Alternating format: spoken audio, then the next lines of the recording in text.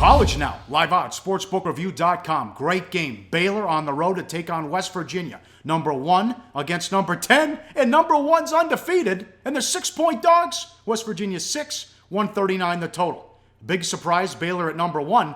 You go back to the preseason polls and you read your Blue Ribbon magazine, they weren't even ranked, Teddy.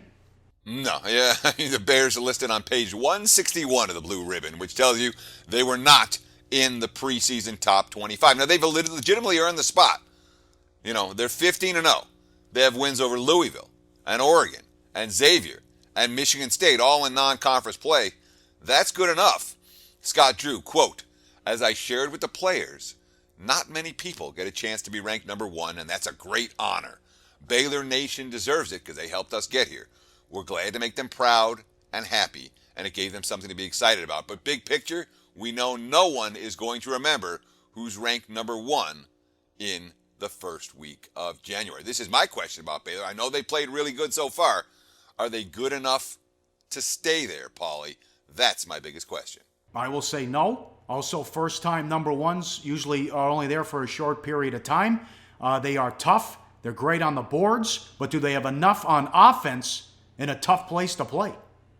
Well, and you talk about on the board. I mean, they're number 5 in the nation on defense. They're number 4 in block shots. You know, they got Joe Lalakeel, among the best shot blockers in the nation. Of course, Jonathan Motley is an inside force. But I wonder if they can score in Morgantown, because I'll tell you what, if you want to play tough and physical, the Bears are going to win that. They can win that matchup against just about anybody, anywhere. But nobody is winning that in Bob Huggins' house.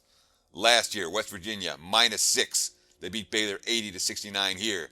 +3 in Waco. They win 69-58. So, pair of double-digit victories for the Mountaineers over the Bears in the 2 matchups a season ago. When they're at home, it's another twist. It's just more pressure coming at you. So, Baylor's going to have to take care of the ball against Huggy.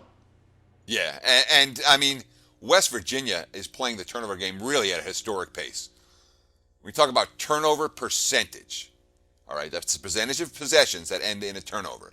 Their defense has forced turnovers close to 33% of the time. That's number 1 in all of college basketball. Their offense only turns the ball over a little over 14% of the time. That's number 4 in all of college basketball. So when you're talking about a team that's forcing more than double the turnovers that you're committing, it's unheard of. They've committed 151. They forced 347. You say, is this one of the best pressing rotations ever? They've got 10 different players averaging at least 10 minutes per game. Nobody goes more than 28. 7 different players are already in double figures in steal. Now, the West Virginia offense can break down when they're not scoring off turnovers, and they have to actually run a half-court game. And if West Virginia is going to lose this game or fail to cover, it'll likely come because they're not forcing the turnovers. But you know what? When they're forcing turnovers, man, that's a scary team to play against. And I think Baylor's going to have their hands full this evening. We'll get back to this game when it comes to play of the day time.